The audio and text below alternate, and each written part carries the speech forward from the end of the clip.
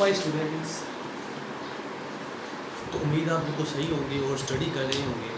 तो आज जो है हमारे चैप्टर का जो चैप्टर हम स्टार्ट करने वाले हैं, उस चैप्टर का नाम है physical states of matter, 9th class chemistry.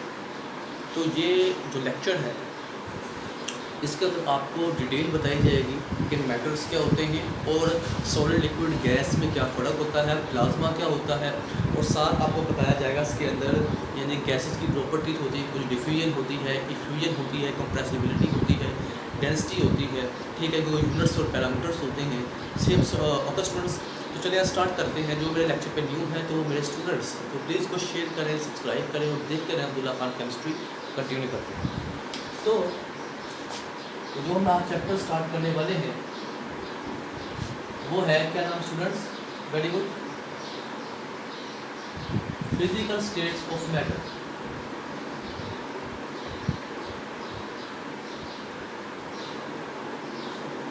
Physical states of matter जो चैप्टर का नाम है, और ये आपकी बुक का चैप्टर नंबर 5 है। तो ये आपकी बुक का चैप्टर नंबर 5 है। अब बेटा स्टार्ट करते हैं matter.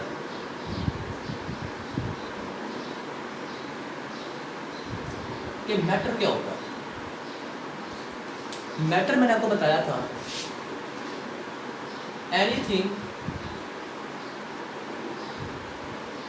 That have mass and occupy space.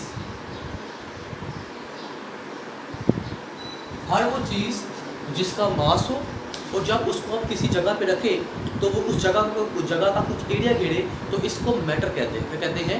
Matter.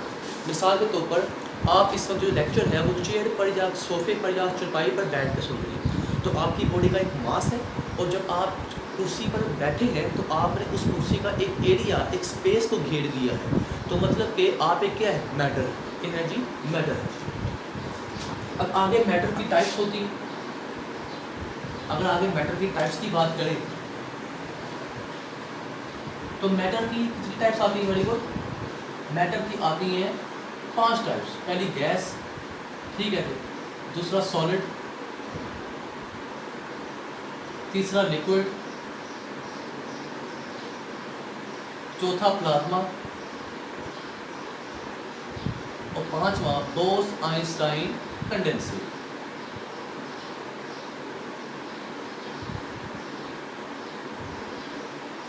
ये मैटर की 5 स्टेट्स होती हैं।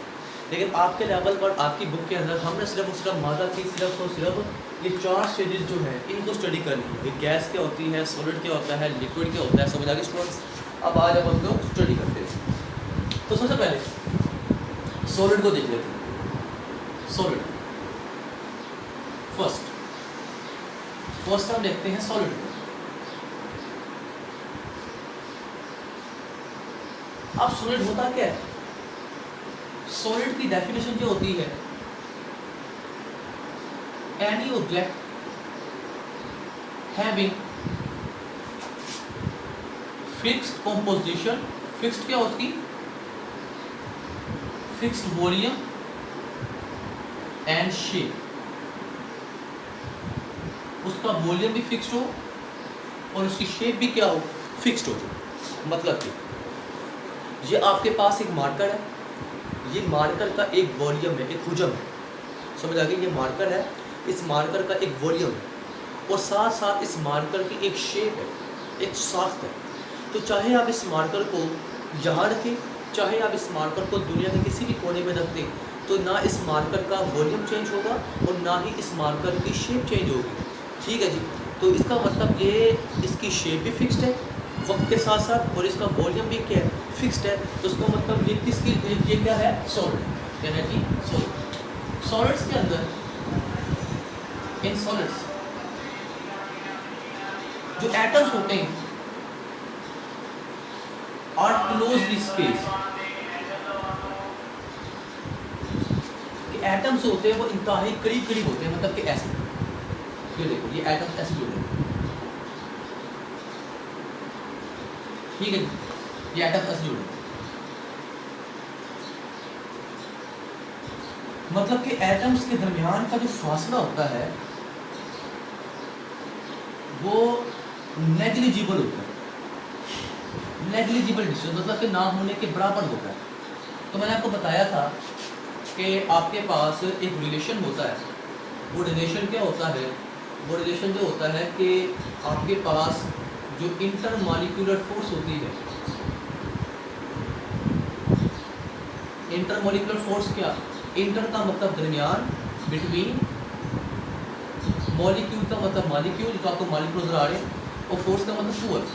तो इन दो मॉलिक्यूल्स के दरमियान जो इंटरमॉलिक्यूलर फोर्स है उसका रिलेशन इनके डिस्टेंस के साथ क्या होता है, इनवर्स। तो मतलब कि सॉलिड्स के अंदर एटम्स इंतहाई करीब है, इनका डिस्टेंस जो है वो इंतहाई कम है, तो इनके दरमियान इंटरमॉलिक्यूलर फोर्स इंतहाई क्या होगी, ज़्यादा, क्या होगी, ज़्यादा होगी। तो मैंने इसके लिए आपको बताना है, समझ आ गई। तो इसीलिए सॉलिड्स के अंदर से हम आर पार इसलिए नहीं हो सकते क्योंकि दुनिया में हर चीज़ एटम से मिलकर बनी है। तो ये सॉलिड है और सॉलिड की अंदर जो एटम्स हैं वो इंतहाई करीब करीब हैं, उनके दरमियान का डिस्टेंस इंतहाई कम है क्योंकि उनके दरमियान की जो इंटरमॉलिक्यूलर फोर्स है वो इंतहाई क्या है, ज़्यादा है। क्या है जी, ज़्यादा, जिसकी वजह से अगर कोई पार्टिकल इसमें से गुजरने की कोशिश करेगा तो वो कभी भी गुजर नहीं पाएगा क्योंकि इनके दरमियान स्पेस की बिल्कुल क्या है, ज़ीरो है। समझ आ गई, परफेक्ट है। तो ये है सॉलिड्स, यहाँ से सॉलिड्स। तो पहला, सॉलिड्स के दरमियान का फासला इंतहाई कम होता है, फासला इंतहाई कम होने की वजह से उनकी इंटरमॉलिक्यूलर फोर्सेस क्या होती है, स्टूडेंट्स ज़्यादा होती है, क्या होती हैं, ज़्यादा। और सॉलिड्स की जो हम एग्जांपल्स हमने अपने इर्द गिर्द इन्वायरमेंट में देखते हैं वो क्या होती है स्टूडेंट्स, वेरी गुड। सॉलिड्स के एग्जांपल्स जो अभी हम बैठे हैं, चेयर, वुड, ठीक है, ये वाइट बोर्ड, समझ आ गई, गिलास, समझ आ गई, एटसेट्रा। ये सॉलिड्स की क्या स्टूडेंट्स एग्जांपल्स है, समझ आ गई, परफेक्ट है, वेरी गुड, ओके। अब जहाँ पर आप देखें, ओके, अब जहाँ पर आप देखें next type liquids, next type कौन सी है, लिक्विड। तो लिक्विड्स को देखते हैं।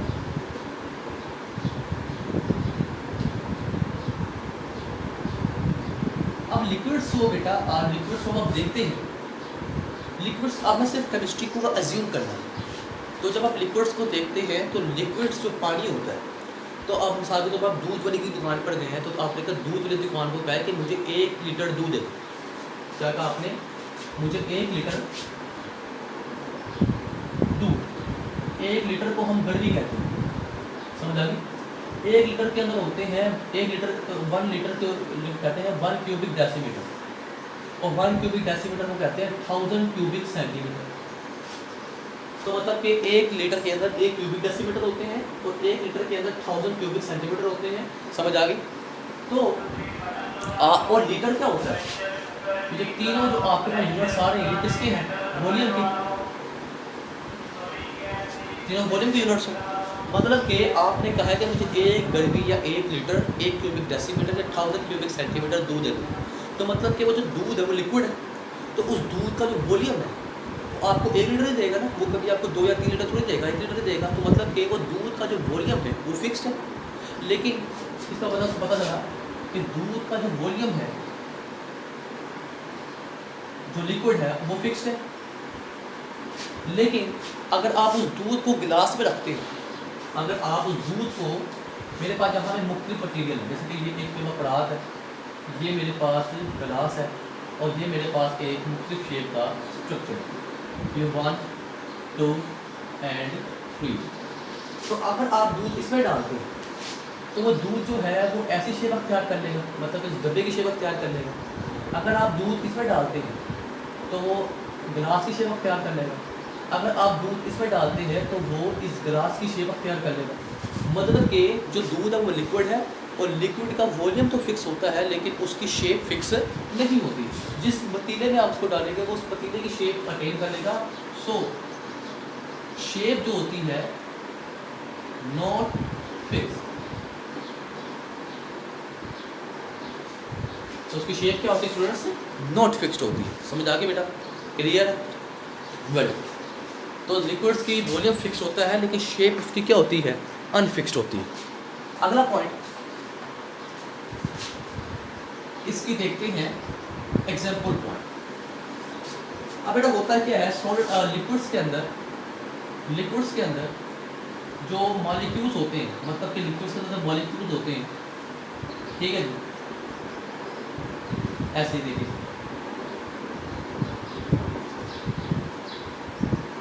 ये लिक्विड के मॉलिक्यूल, ठीक है जी। अब देखिए जरा इन लिक्विड के अंदर मॉलिक्यूल्स के दरमियान का जो फासला है, जो डिस्टेंस है वो इंक्रीज हो गया with respect to solids. Solids के लिहाज से इनके लिक्विड्स के अंदर डिस्टेंस क्या हो गया, मॉलिक्यूल्स के दरमियान बढ़ गया। जब डिस्टेंस इंक्रीज हो गया है तो बाय रिलेशन जो इंटर मॉलिक्यूलर फोर्स है, डिस्टेंस अगर इंक्रीज हो गया तो by relation inter molecular force क्या हो जाएगी, डिक्रीज। लेकिन इंटर मॉलिक्यूलर फोर्स डिक्रीज हुई है लेकिन अभी तक रिमूव नहीं हुई, क्योंकि ये डिस्टेंस है उस डिस्टेंस के अंदर इंटर मॉलिक्यूलर फोर्स मौजूद है। ऐसी फोर्स जो दो मॉलिक्यूल के दरमियान में होती है इसको इंटर मॉलिक्यूलर फोर्स कहते हैं, और ये इंटर मॉलिक्यूलर फोर्स अभी तक मौजूद है, और यही inter molecular force in molecules को आपस में जोड़े रखी हुई, मतलब कि इनको आज़ाद नहीं किया अभी तक इंटर मॉलिक्यूलर फोर्स इनके दरमियान में क्या है, मौजूद है।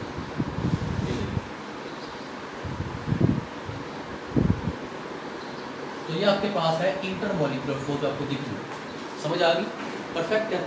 तो आपके पास सॉलिड्स के अंदर इंटर मॉलिक्यूलर फोर्स ज़्यादा होती है क्योंकि डिस्टेंस इंतहाई कम, लिक्विड्स के अंदर इंटर मॉलिक्यूलर फोर्स होती है लेकिन डिस्टेंस ज़्यादा होता है तो वो कम होती है सॉलिड्स के मुकाबले में, लेकिन होती है, समझ आ गई क्लियर स्टूडेंट्स, वेरी। अब आते हैं थर्ड गैस के ऊपर।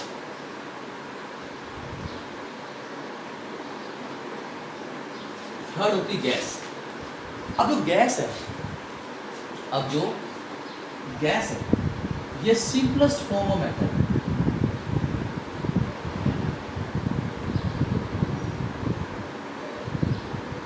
Simplest form of matter. क्या आप सॉलिड में चल सकते हैं, मतलब कि मैं इस मार्कर के आर पर हो सकता हूँ, कभी नहीं। वो इसमें जो मॉलिक्यूल जो एटम है वो इंतहाई करीब है, मेरे एटम उनके दरमियान में से गुजर नहीं सकते क्योंकि डिस्टेंस यहाँ जीरो।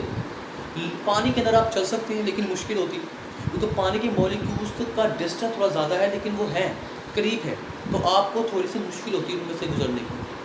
लेकिन जो हम अभी इस वक्त खड़े हैं वो गैस में, एयर में, ठीक है जी।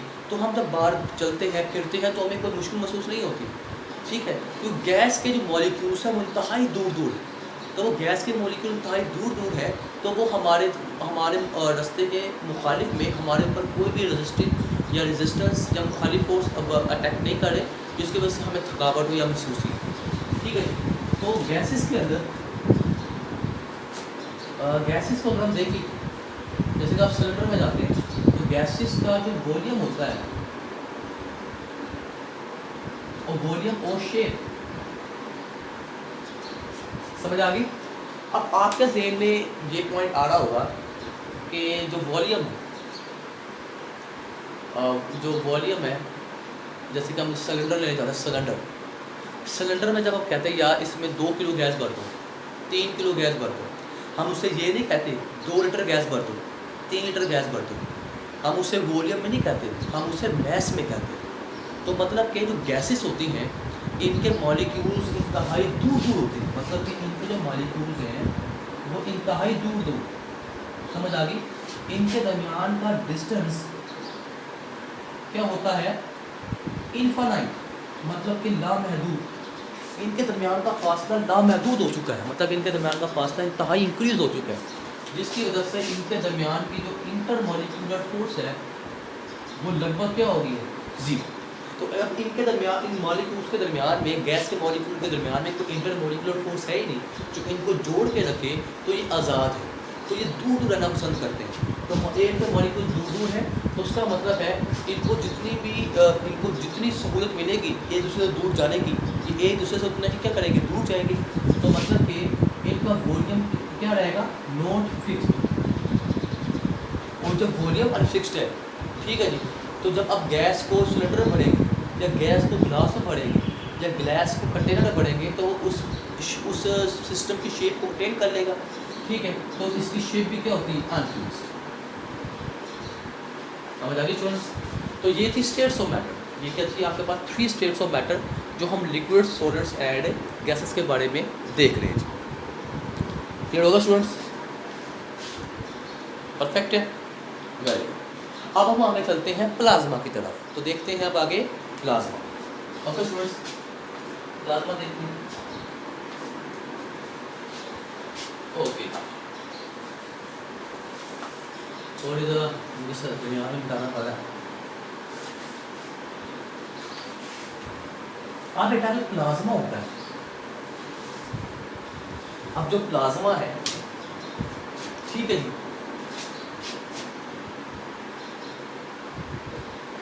ये मैटर की कोई नई स्टेट नहीं है। अभी तक जो हमने सॉलिड्स, प्लाज्मा जो होता है वो आपके पास सॉलिड भी होता है, प्लाज्मा आपके पास लिक्विड भी हो सकता है, और प्लाज्मा आपके पास गैस भी हो सकती है। समझ आ गई? तो सॉलिड्स के अंदर भी एटम्स होते हैं, मतलब कि सॉलिड्स के अंदर, लिक्विड्स के अंदर, गैसेस के अंदर, तीनों में क्या होते हैं? एटम्स होते हैं। क्या होते हैं? यानी एटम्स होते हैं। अब हमारे पास एटम की दो कंडीशनें होती हैं। अब हमारे पास एटम्स की दो कंडीशन होती है, मतलब कि मैं यहाँ पर एक एटम बनाऊँ, तो ये देखिए, ओके, ये एटम का स्ट्रक्चर है। ये न्यूक्लियस है, इसका प्रोटॉन, इसका प्लस चार्ज होता है, और ये इसके इलेक्ट्रॉन्स। ओके, अब जरा देखें, मान लेते हैं कि मेरे पास जो यहाँ पर एटम है उसके अंदर जितने पॉजिटिव हैं उतने ही नेगेटिव हैं।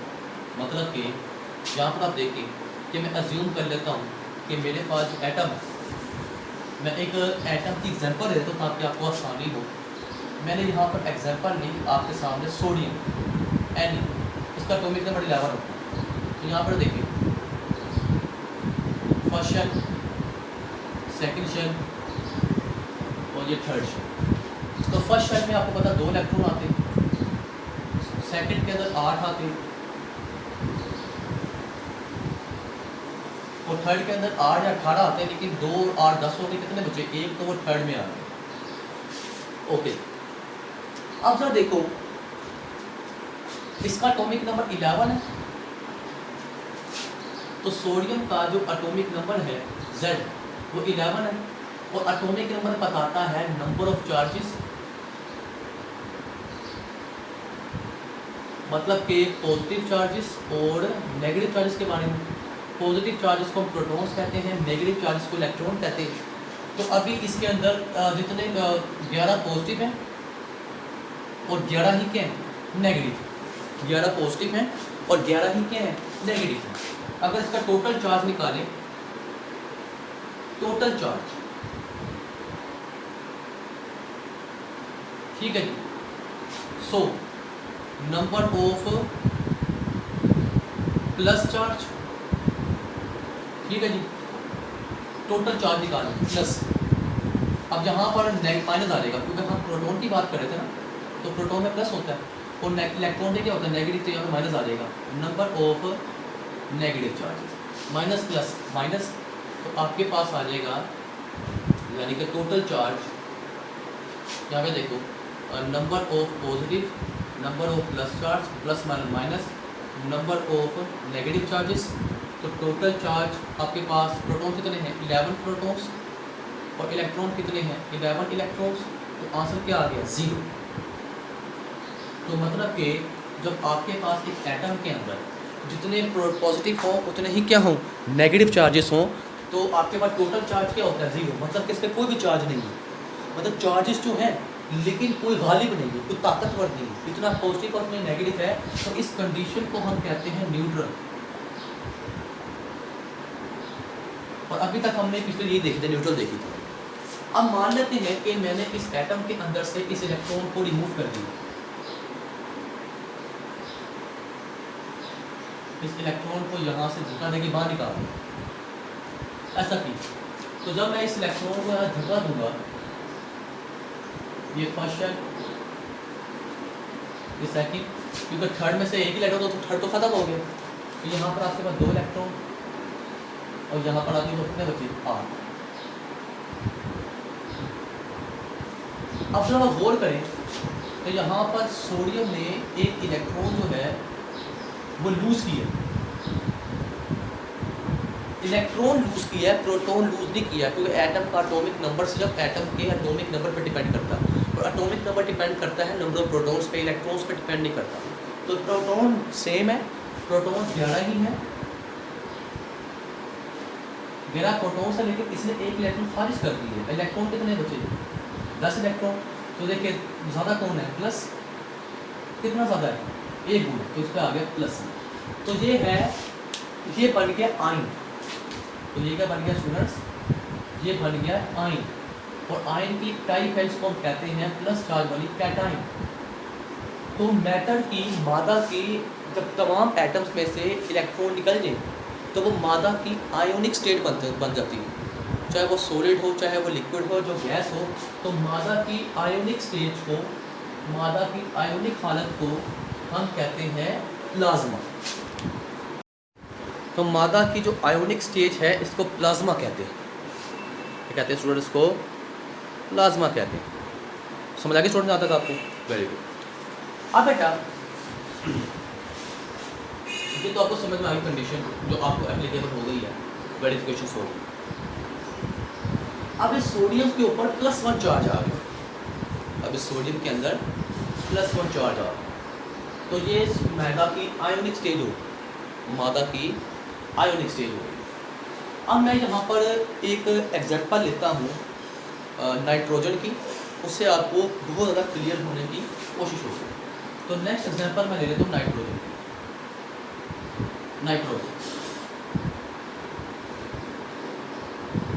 बेटा किसी भी एटम से इलेक्ट्रॉन क्यों निकलता है और क्यों नहीं निकलता, तो बेटा क्या नाम है, मेरा लेक्चर खोले, समझ आ गई बेटा। उसके लिहाज से इलेक्ट्रॉनिक कन्फिग्रेशन, उस पर भी आपको इस साइंस के बारे में काफ़ी ज़्यादा मालूमात गेन हो जाएगी। समझ आ गई स्टूडेंट्स? क्लियर है? Very good. तो बेटा नाइट्रोजन जो है, और साथ साथ आपको ये फर्स्ट ईयर का लेक्चर जो है, ये मुझे फर्स्ट ईयर के लेक्चर में भी आपको मिल जाएगा आइट्स। तो फर्स्ट ईयर सीरीज कौन है, बेसिक कॉन्सेप्ट्स को, उसमें आपको लेक्चर मिल जाएगा। तो नाइट्रोजन का एटॉमिक नंबर 7 है, ठीक है जी। तो अभी ये न्यूट्रल है, मतलब कि इसमें 7 पॉजिटिव है और 7 ही नेगेटिव। उधर देखिए 7 इलेक्ट्रॉन है, तो 2 यहाँ पर आ गए और सेकंड में 8 आते हैं, लेकिन है कितने इसके पास, बचे 5।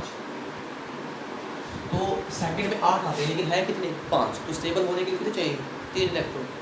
अब मान लेते हैं कि मैंने यहाँ पे नाइट्रोजन, इसके पास 7 ही पॉजिटिव है और 7 ही नेगेटिव, तो अभी ये न्यूट्रल, टोटल चार्ज 0।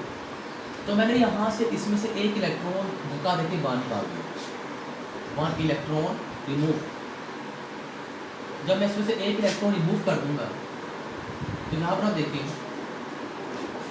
जब मैं इसमें से एक इलेक्ट्रॉन रिमूव कर दूंगा तो यहाँ पर आप देखिए, तो यहाँ पर पहले 5 इलेक्ट्रॉन थे, तो अब यहाँ पर यहाँ पे 5 में से एक निकल चुका है, कितने रहेंगे, 4। तो मतलब कि हर एटम चाहता है उसके हर शेल में इलेक्ट्रॉन्स की तादाद मुकम्मल हो। तो यहाँ पर तो सेकंड में 8 आते हैं, लेकिन इसके पास 5 थे, तो ये नामुकम्मल था, और मैंने इसमें से एक इलेक्ट्रॉन और निकाल दिया, तो ये और नामुकम्मल हो गया, मतलब कि ये अनस्टेबल हो गई, हाईली अनस्टेबल हो गई।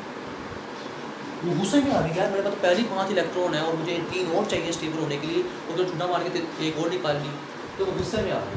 तो इस नाइट्रोजन पे अब चार्ज आ गया है N7+1, क्या आ गया, +1। ओके जी। अब इसको थोड़ा देखिए यहाँ पर, अब इसकी मैं डायग्राम बनाता हूँ। यहाँ पर ये आपके पास फर्स्ट शेल और ये आपके पास सेकंड शेल, समझ आ गई। और ये इसके 2 इलेक्ट्रॉन और ये इसके 4 इलेक्ट्रॉन, और टोटल पे +4। अब होगा क्या कि माहौल में होती एनर्जी, इन्वायरमेंट में क्या होती है, एनर्जी होती है। इन्वायरमेंट है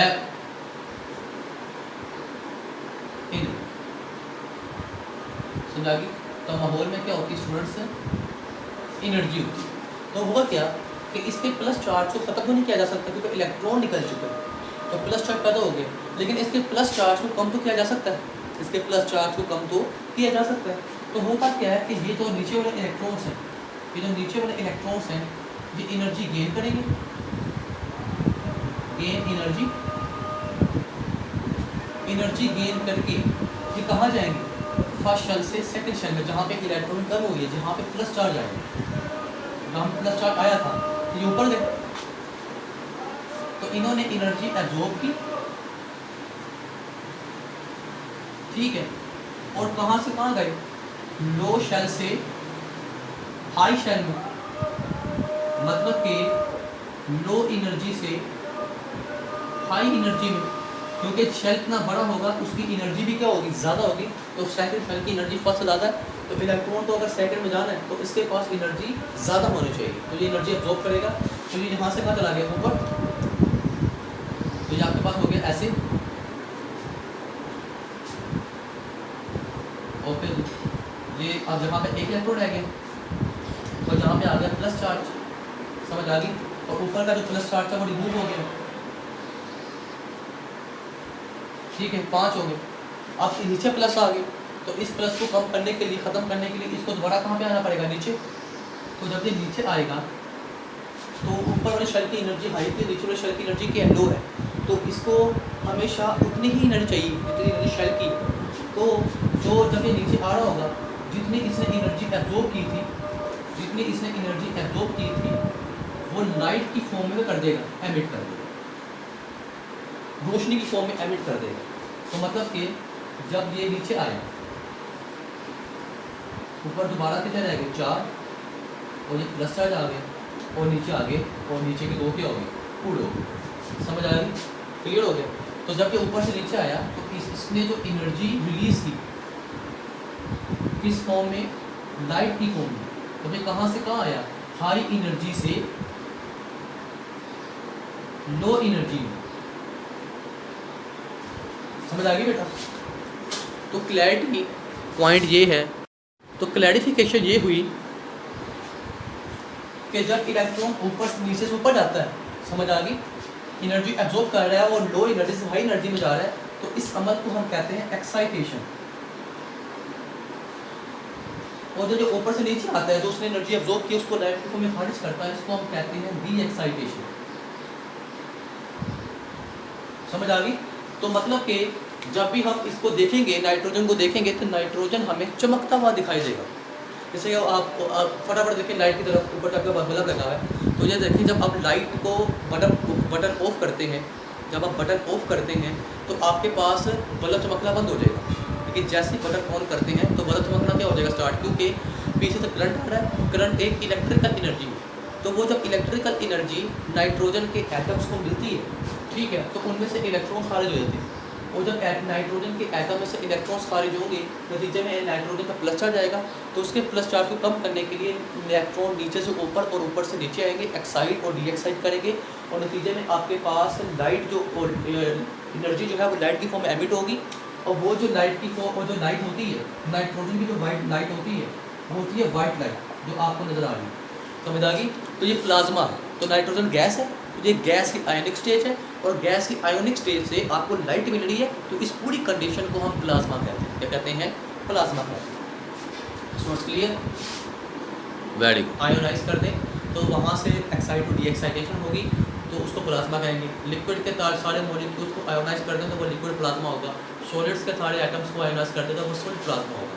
सॉलिड प्लाज्मा की एग्जाम्पल बताएं, सूरज चमकता है, तो सूरज हमेशा उसकी शेप भी फिक्स है, उसका वॉल्यूम भी फिक्स्ड है, तो वो सॉलिड है, उसके तमाम लाइट प्रोड्यूस करेगा, क्योंकि उसके तमाम जो अंदर एटम्स है वो आयनिक स्टेज में है, तो वो सॉलिड प्लाज्मा है। और जो बल्ब के अंदर जो गैस होती है, गैस प्लाज्मा। लिक्विड प्लाज्मा बहुत कम देखने को मिलता है, वो क्यों देखने को मिलता है वो हम किसी और एमएससी का लेक्चर होगा, उसमें हम डिटेल में समझने की कोशिश करेंगे, आपके लेवल की वो बात। तो मैंने आपके लेवल से ज़्यादा ऊपर ही बता दी है, तो आपको ज़्यादा नॉलेज गेन हो चुकी होगी। अब आगे है प्रॉपर्टीज़ ऑफ गैसेस। तो स्टूडेंट्स आगे हैं प्रॉपर्टीज़ ऑफ गैसेस। प्रॉपर्टीज़ कहते हैं खसूसियात।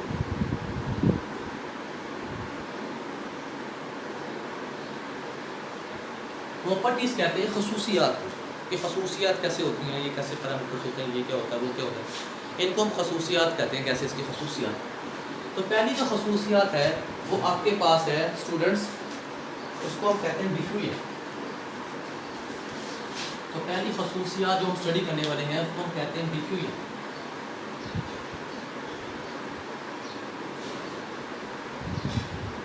अब डिफ्यूजन क्या होती है? डिफ्यूजन का मतलब डिफ्यूज़ होना। इसको समझने के लिए अगर आपके पास जो कोई परफ्यूम है या आपके पास जो कमरे में जो आप मच्छर मारने के लिए जो आप मोर्टीन यूज़ करते हैं, समझ आ गई, आप जो मोर्टीन यूज़ करते हैं उसको अज्यूम करें, तो होता क्या है, एक टीनी जो मोर्टीन का जो पॉइंट होता है वो टीनी स्मॉल होता है। तो जब उसको प्रेस करते हैं तो एक छोटे से पॉइंट से बहुत सारे मॉलिक्यूल्स होते हैं वो बाहर की तरफ आते हैं। ठीक है, समझ आ गई, इस अमल को भी हम डिफ्यूजन ही कहते हैं। समझ आ गई। तो एक और कॉन्सेप्ट जिसके लिए आज हम देखेंगे, यहाँ पे देखें। अब होता क्या है, इसको समझाने के लिए मैं आपके सामने पहले एग्जांपल दूंगा। इसको समझाने के लिए पहले मैं आपके सामने क्या ले रहा हूँ स्टूडेंट्स, एग्जांपल ले रहा हूँ। वो एग्जांपल है NO2 एंड ऑक्सीजन। समझिए दो गैसेस हैं। अब जो NO2 होती है, मान लेते हैं इसका कलर ब्राउन होता है असल में, लेकिन मैं लेना उसका ब्लू, क्योंकि मेरा ब्लू मार्केट है, ब्राउन तो है नहीं। समझ आ गई, ब्लू अज्यूम कर लिया। और ऑक्सीजन जो होती है ये कलरलेस होती है। ऑक्सीजन कलरलेस होती है, इसका कोई कलर नहीं होता। अब आपने क्या किया कि आपने यहाँ पर दो चैम्बर लिए, समझ आ गई स्टूडेंट्स, ये देखिए दो डब्बे ले लिए आपने यहाँ, ये बॉक्स नंबर 1 और ये आपके पास बॉक्स नंबर 2। ओके, क्लियर हो गया। तो मान लेते हैं इस बॉक्स के अंदर है NO2 गैस और इस बॉक्स के अंदर है O2 गैस। तो NO2 गैस को मैंने ब्लू कलर से रिप्रेजेंट किया।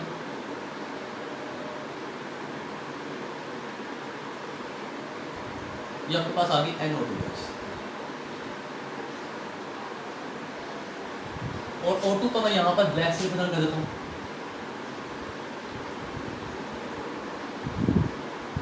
ठीक है स्टूडेंट्स, ये O2 गैस, उसके मॉलिक्यूल्स।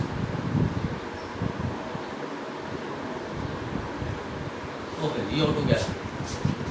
अब होता क्या है कि जब हम इन दोनों डब्बों को एक पॉइंट के जरिए खोल कर आपस में जोड़ देंगे, ऐसे छोड़ देंगे, तो अब क्या होगा, सोचो फटाफट क्या होगा।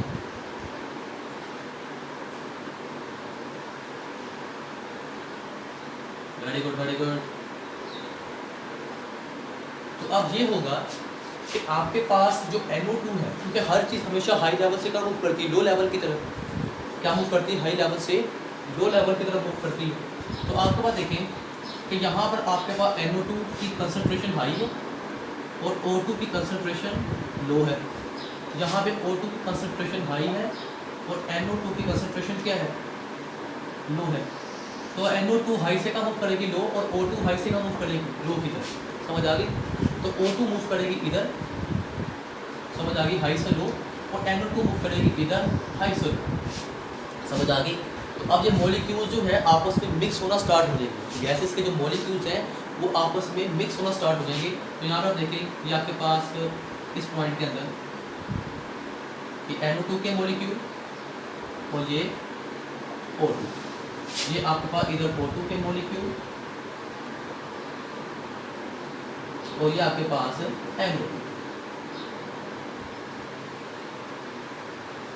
तो यहाँ पर आप देखें कि जब हमने इन दोनों को आपस में मिला दिया तो ये खुद ब खुद स्पॉन्टेनियस आप ये गैसेस के मॉलिक्यूल आपस में मिक्स होने लगे।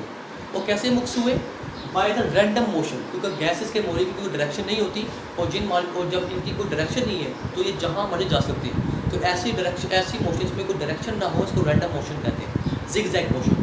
तो यहाँ पर जो गैसेस के मॉलिक्यूल्स हैं वो रैंडमली आपस में क्या हो रहे हैं, मिक्स हो रहे हैं। समझ आ गई। और आपके पास एक मिक्सचर बन रहा है। अब आपके पास O2 का तो कलर नहीं है, NO2 कलर क्या है, ब्लू है। तो आपको ये जो आपको तो फिर आपको ये पूरा डब्बा जो है, ये पूरा डब्बा भी और ये पूरा डब्बा भी क्या नजर आएंगे? ब्लू।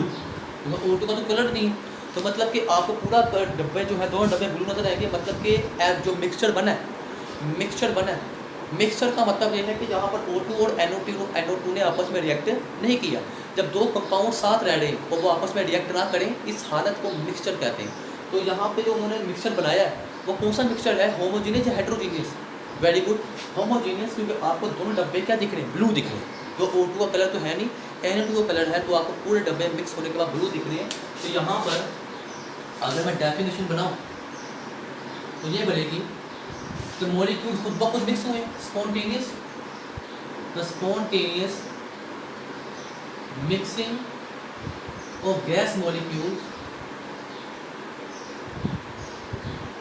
तो गैस मॉलिक्यूल खुद ब खुद मिक्स हो गए, कैसे? By the random motion of two layers, आपस में टकरा के, और इन्होंने आपस में रिएक्ट नहीं किया, and form a homogeneous mixture.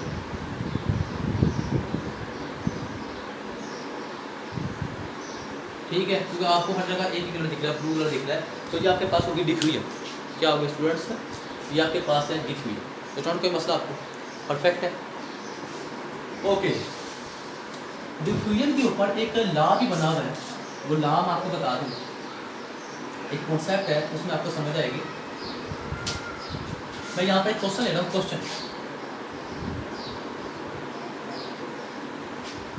Question ये है कि डिफ्यूजन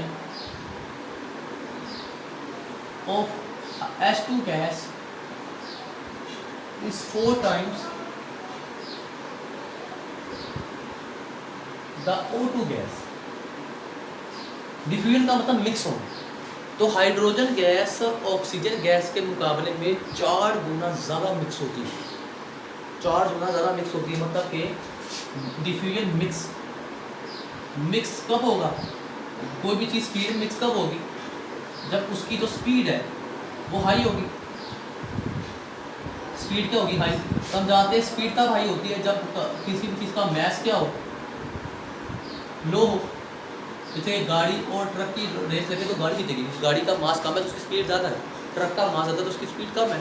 तो हाइड्रोजन का मास O2 के मास से कम है, समझ आ गई? हाइड्रोजन का जो मास है वो 1 होता है, और O2 का जो मास होता है, और हाइड्रोजन के 2 एटम है यहाँ पे, तो उसका मास 2 है। और O2 का मास जो होता है, एक एटम का 16, 2 का 32। यही होगा ना स्टूडेंट? एक एटम का 32, 2 का, यह अलग समझ आ गई स्टूडेंट्स? परफेक्ट है। तो हाइड्रोजन जो गैस है वो O2 गैस के मुकाबले में ज़्यादा डिफ्यूज होती है, क्योंकि हाइड्रोजन गैस का मास कम है और उसकी स्पीड ज़्यादा है, डिफ्यूजन स्पीड, फैलने की स्पीड ज़्यादा है। O2 का मास कम है तो इसकी फैलने की स्पीड क्या है स्टूडेंट्स? कम है। इसके फैलने की स्पीड स्टूडेंट्स क्या है? कम है। तो स्टूडेंट ज़्यादा कोई मसला? ओके, तो अब आगे चलते हैं। तो बेटा अब आगे चलते हैं। अब आगे चलने का ये पॉइंट है कि इसको मैं अब सेटिस्फाई करता हूँ बाय द एक थ्योरी है, उसको हम कहते हैं grams law of diffusion. Grams law of diffusion और इफ्यूजन आगे देखने वाले हैं। डिफ्यूजन का मतलब मिक्स होना, गैसेस का आपस में मिक्स होना। इसका फार्मूला ये होता है कि आपके पास R1 divide by R2 is equal to under root M2 divide by M1। M है मोलिकुलर मास, समझ आ गई? M है मोलिकुलर मास और R है डिफ्यूजन की स्पीड ऑफ डिफ्यूजन, कि वो गैसेस के मोलिक्यूल कितनी स्पीड से मिक्स हो रहे हैं, तो स्पीड है। तो मेरे पास यहाँ पर जो R1 है, तो मेरे पास जो यहाँ पर R1 है वो हम लेंगे H2, और R2 जो है वो मेरे पास है O2।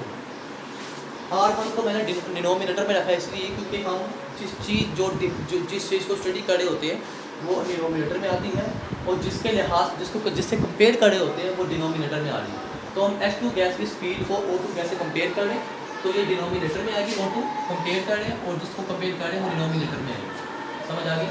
आपको पता है कि R1 है तो M1, तो हाइड्रोजन का मास कितना होगा 2, R2 M2, O2 का मोलिकुलर मास क्या होगा 32, एक आइटम का 16, 2 का 32।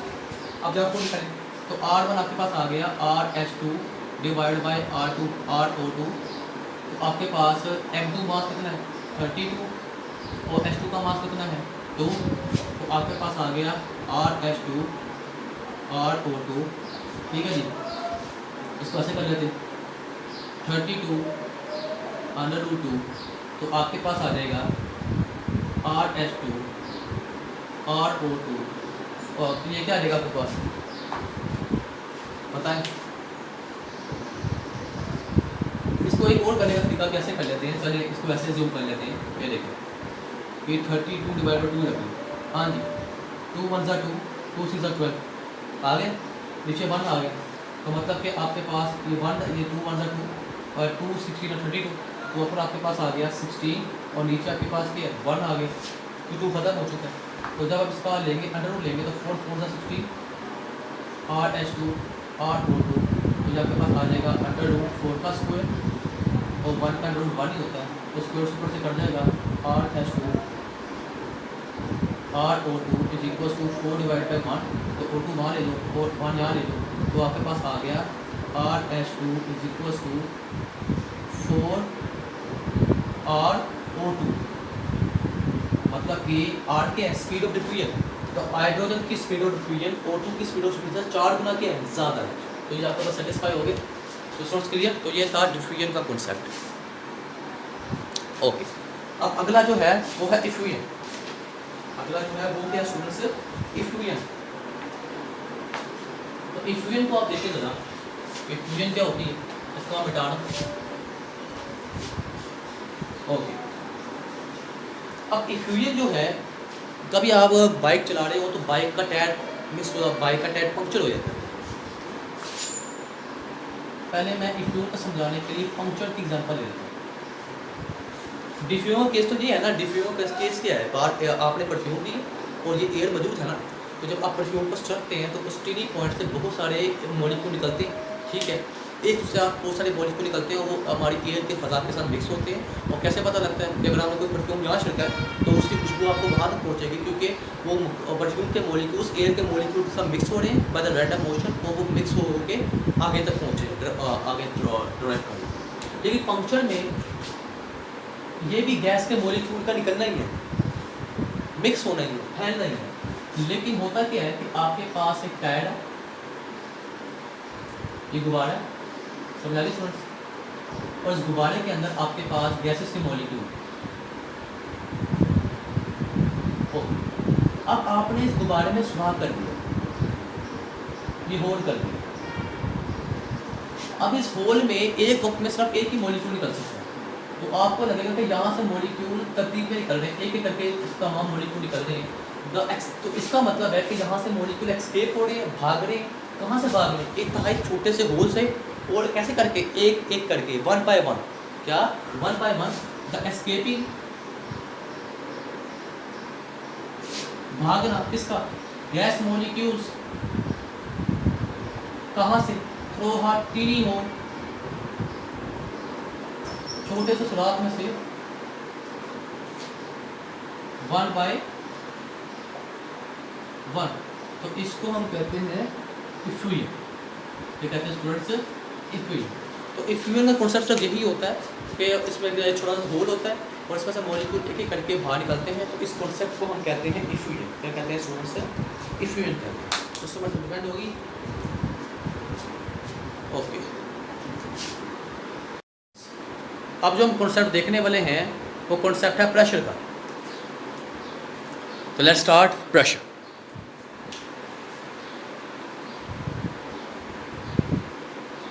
प्रेशर को आप जानते हैं कि ये प्रेशर जो मैंने आपको का नाम है, लास्ट टाइम मैंने आपको का नाम है, जो स्टूडेंट्स हैं यानी कि फर्स्ट ईयर के स्टूडेंट्स हैं, मैंने फर्स्ट ईयर का लास्ट चैप्टर स्टार्ट किया था। लास्ट चैप्टर जो है heat and thermodynamics first year physics का, तो वहाँ पर आपको प्रेशर और स्ट्रेस के बारे में काफ़ी मालूमात मिल जाएगी और डेरिवेशन से मिल जाएगी। तो प्रेशर होता क्या है? पहली बात है जो प्रेशर है ये अप्लाई होता है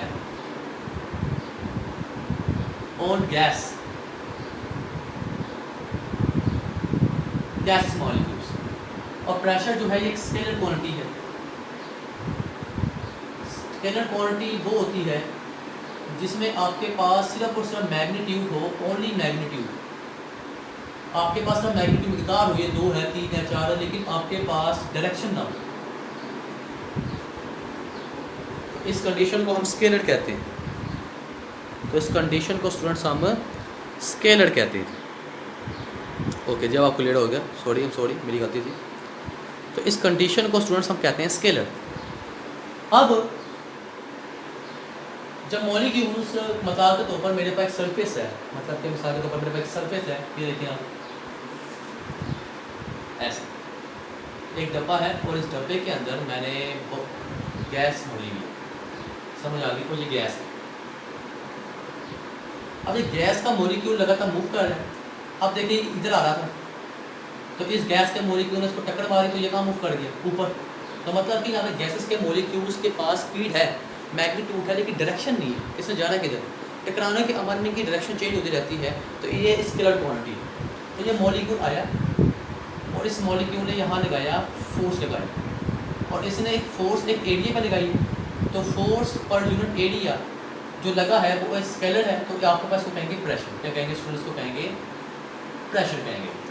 तो प्रेशर का आपके पास फार्मूला आ गया है, जो प्रेशर आपके पास आ गया, प्रेशर आपके पास है फोर्स पर यूनिट एरिया, और फोर्स का यूनिट होता है न्यूटन, एरिया का होता है मीटर स्क्वायर। तो ये ऊपर जब अभी इसकी वैल्यू पॉजिटिव में पड़ा के क्या हो जाएगी, नेगेटिव। तो प्रेशर आपके पास आ गया न्यूटन पर मीटर स्क्वायर, और न्यूटन पर मीटर स्क्वायर को हम एक वर्ड कहते हैं पास्कल। और पास्कल का सिंबल होता है कैपिटल P स्मॉल a। तो प्रेशर को हम ऐसे लिखेंगे PA, पास्कल। समझ आ गई, परफेक्ट है, का मसला समझ क्लियर है। अगर आपसे कोई पूछे 1 पास्कल क्या होता है, तो बेटा पहले आपने फटाफट ज़हन में प्रेशर का जो यूनिट वाला फार्मूला वो ज़हन में लेना। प्रेशर का यूनिट वाला formula, pressure is equal to newton per metre square. इस न्यूटन पर मीटर स्क्वायर को ही पास्कल कहते हैं ना, इसको ऐसे करना, multiply by 1 on both sides. तो 1 1 और ये 1 पास्कल आ गया आपके पास।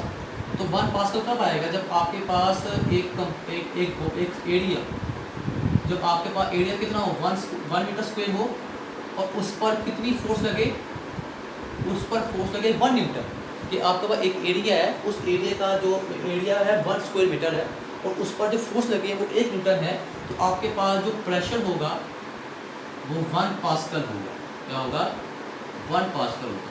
इसका 2 पास्कल क्या होता है, multiply by 2 on both sides. अगर आपके पास एक एरिया है और उसका एरिया 2 स्क्वायर मीटर है, 2 स्क्वायर मीटर है, और उस पर फोर्स लगी है 2 न्यूटन, तो उस पर जो प्रेशर होगा वो कितना होगा, 2 पास्कल। क्या होगा, 2 पास्कल। समझ आ गई। तो ये था बेटा प्रेशर का कॉन्सेप्ट। अब देखते हैं कि प्रेशर को हम किन किन तरीक़ों से नापते हैं, या किन किन यानी कि किन किन पैरामीटर से हम प्रेशर को नापते हैं। ओके, तो प्रेशर का कॉन्सेप्ट होगा स्टूडेंट्स,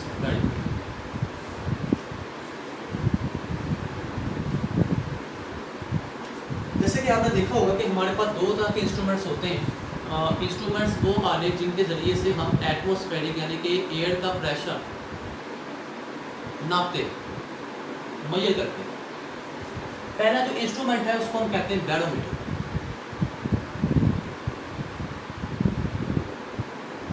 क्या कहते हैं, बैरोमीटर। बैरोमीटर एक ऐसा आला है, the instrument used to measure atmospheric pressure.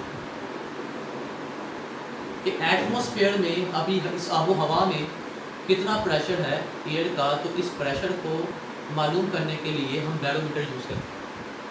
अब बैरोमीटर होता क्या है, बड़ा ही आसान है, समझ आ गई। बैरोमीटर एक ग्लास की ट्यूब होती है, ये देखिए,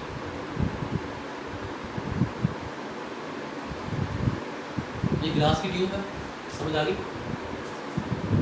और इसका एक एंड खुला। अब इस ग्लास की ट्यूब के अंदर आपने ऐड करना मरकरी। इस ग्लास की ट्यूब के अंदर आपने एंटर करना मरकरी। तो आपने जो मरकरी एक मेटल है, इसका सिंबल एच जी होता है, इसको एंटर कर दें, समझ आ गई। तो ये आपके पास आ गई, पूरी फिलअप कर दें आप इसको मरकरी, तो ये मरकरी आ गई। और ये जो ट्यूब आपने ली है, ये जो ट्यूब आपने ली है, इस ट्यूब की जो लेंथ है वो 1 मीटर होनी चाहिए, 1 मीटर, और 1 मीटर में 100 सेंटीमीटर होते हैं, ठीक है। तो आपने 1 मीटर की या 100 सेंटीमीटर की एक ग्लास ट्यूब ली और उसको पूरा आपने मरकरी से फिलअप कर दिया, कम्प्लीटली फिल। अब आप इस मरकरी को ले जाइए सी लेवल पे, क्या ले जाइए, सी लेवल पे, क्योंकि सी लेवल पर एटमॉस्फेरिक प्रेशर क्या होता है, सबसे हाईएस्ट होता है। तो अब आप इसको ले गए सी लेवल पे, ये तो सी लेवल में पानी होता है, तो मैं इसको ले गया सी लेवल, समझ आ गई। तो सी लेवल पर एटमॉस्फेरिक प्रेशर का हाई होता है, समझ आ गई। तब हुआ क्या, इस मरकरी के ऊपर क्या लगेगा, एटमॉस्फेरिक प्रेशर, क्या लगेगा, एटमॉस्फेरिक प्रेशर लगेगा। और जब इसके ऊपर एयर प्रेशर लगाएगी तो मरकरी होती है आटे की तरह डेंस, तो ये आटे की तरह, आटे के ऊपर जब आप दबाव लगाए तो वो पिसना स्टार्ट हो जाता है। तो इस तरह जब इस एटमॉस्फेरिक प्रेशर जब इस मरकरी पर अप्लाई होगा तो ये कि दबना क्या हो जाएगी, स्टार्ट। और ये दबते दबते, मतलब कि यहाँ पर एक और ट्यूब बना, ठीक है, यहाँ पे मतलब ये और ट्यूब आ गई, तो इसके ऊपर लग रहा है एटमॉस्फेरिक प्रेशर, और ये दबते दबते यहाँ तक आ गई। और जब हम इसका लेंथ कैलकुलेट करेंगे कि ये कितना दबी है, तो इसकी जो लेंथ आएगी, मतलब कितनी बड़ी हुई है, तो इसकी जो लेंथ आएगी वो आएगी 76 सेंटीमीटर।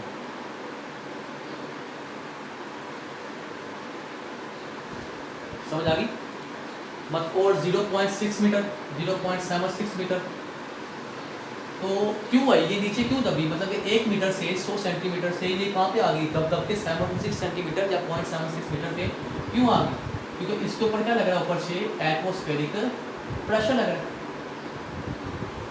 क्या लग रहा है, एटमॉस्फेरिक प्रेशर लग रहा है। तो हमने यहाँ पर क्या किया, तो हमने कहा कि एक एटीएम, क्योंकि सी लेवल पर एटमॉस्फेरिक प्रेशर क्या होता है, मैक्सिमम, तो हमने इसकी जो शुरुआत की कि सी लेवल पर एटमॉस्फेरिक प्रेशर कितना होगा, 1 एटीएम, 1 एटीएम, मतलब कि एटमॉस्फेरिक 1 एटीएम बराबर है किसके, 76 सेंटीमीटर ऑफ मरकरी। ये क्वेश्चन ऐसे आएगी आपके पास। तो जब सी लेवल पे हमने भरी हुई mercury 100 centimetre cube, 100 centimetre length में भरी हुई मरकरी को रखा, तो ऊपर से एयर ने कंप्रेस किया और वो दबते दबते 100 सेंटीमीटर से 76 सेंटीमीटर पे आ गई। तो 76 सेंटीमीटर पे किस दबाव पे आई, 1 एटीएम पे। तो 1 एटीएम बराबर है 76 सेंटीमीटर ऑफ एच। अगर इसको मीटर में कन्वर्ट करें तो आपके पास आ जाएगा 1 atm is equal to 0.76 metre of H.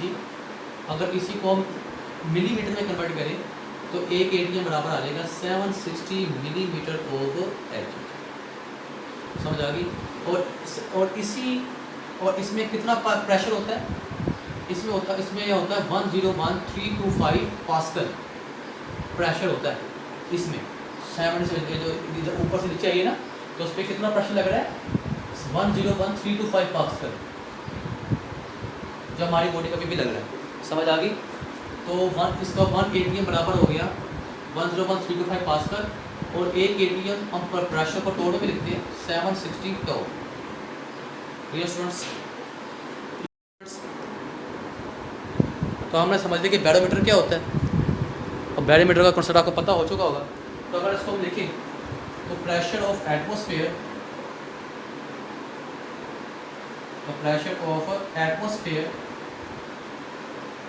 that can support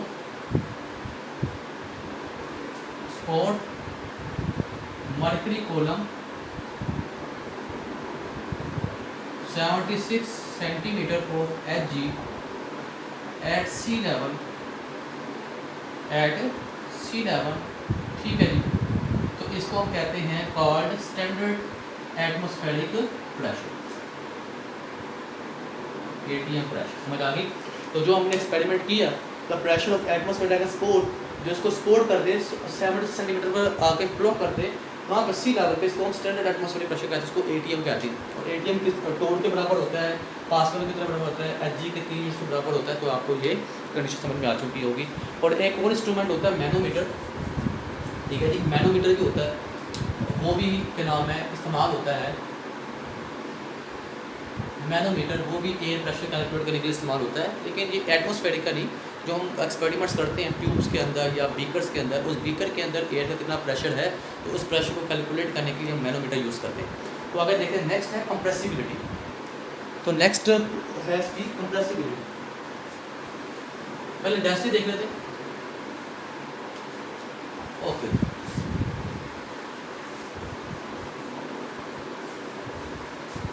तो नेक्स्ट है स्टूडेंट्स कंप्रेसिबिलिटी और डेंसिटी।